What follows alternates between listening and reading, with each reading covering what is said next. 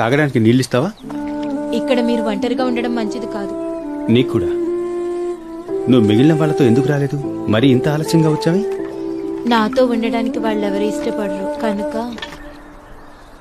నువ్వు వెళ్ళి ముందు నీ పెనిమిటిని పిలుచుకొని ఇక్కడికి రా, మీ ఇద్దరికి చూపిస్తాను. నాకు భర్త లేడు. నువ్వు సరిగ్గా చెప్పావు. నీకు 5 పెనిమిట్లుండి నువ్వు దేవుడి నుండి ఏం పొందలేదని చెప్పినప్పుడు పొరపాటు చేశావు. నీ మొదటి భర్త పేరు రామీన్. అప్పుడు నువ్వు వివాహం కోసం ఆస్త ఉన్న పవిత్రురాలైన స్త్రీవి. ఏంటి? కానీ అతను మంచివాడు కాదు, నిన్ను బాధించాడు. దానివల్ల నువ్వు వివాహాన్ని, విశ్వాసాన్ని కొనసాగించడాన్ని ప్రశ్నించేలా చేశావు.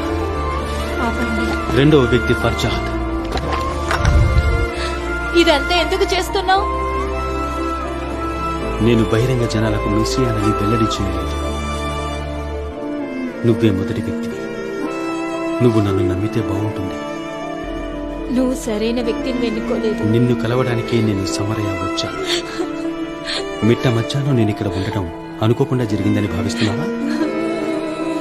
నన్ను అందరూ తృణీకరించారు. కానీ మెస్సియా అలా చేయడు.